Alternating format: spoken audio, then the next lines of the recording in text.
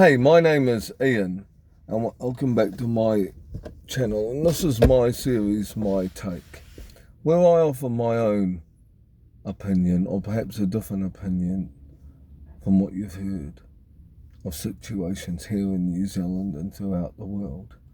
Today I thought I'd cover the treaty being defaced in Te Papa.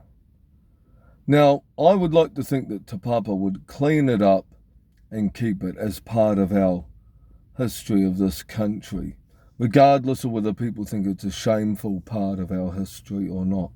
It's part of the country's history, and we can't just, move it or adjust it to suit a few activists' needs. Now, yes, I know that there's been a few people charged with doing it and helping organise it. But I'm going to be blunt about this. Nowadays, it seems as long as you activist on the right side, or should that be the left side, nowadays, you seem to have a lot more, shall we say, liberties than people who protest or vandalise property on the other side. There seems to be a lot less tolerance if you're a right-wing protester than you are if you're a left-leaning protester. Like, for example, look at the different treatment the BLM rioters get versus January the 6th. Look at the different ways we treated, say, Brian Tamaki's freedom protest in Albert Park versus how we deal with people who want to march down the street, a hui down the street and interrupt everything. Yes, both you can argue are valid causes. One was accepted and acknowledged. The other one is shunned and frowned upon. You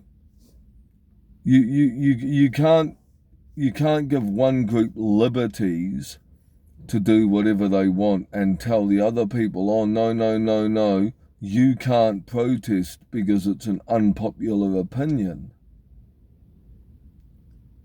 So it's, I'll give you examples. The BLM ones, Just Stop Oil. These fellas that vandalised the Treaty of Waitangi here in Auckland, in Wellington, sorry. These are all left-leaning activist groups, and so very little will probably happen to them.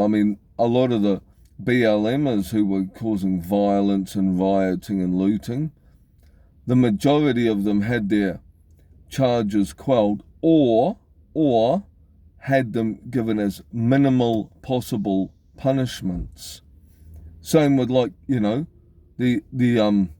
Just Stop Oil fellas who vandalised the paintings and everything like that. Yes, they might get a bit of a trespass notice from the museum or whatever, but they by and large get nothing for it. Yet, there's calls for how it's counter-terrorism for January the 6th and everything. So they've made it where there's two different standards. One is a bunch of people who went off and were smashing stuff up and rioting and looting. And yes, I'm not saying that January the 6thers should have done what they did either, but you cannot pick and choose when one is socially and borderline legally acceptable and the other side gets a... So I personally think these treaty protesters will probably get nothing, and I think Te Papa will bow to their wishes of removing the English version of the Treaty of Waitangi, sadly.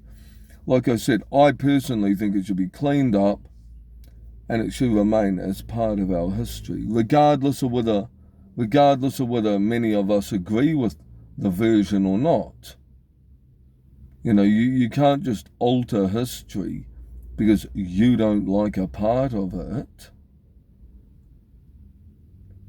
So I hope the book gets thrown at them, but as I said, I have a feeling that they will get some sort of minimal sort of punishment. That was all I wanted to say on that, folks.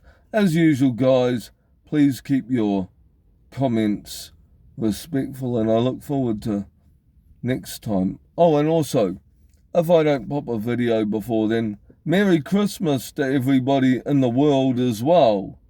Have a great one, and hopefully you and your families all stay safe. Till next time, bye.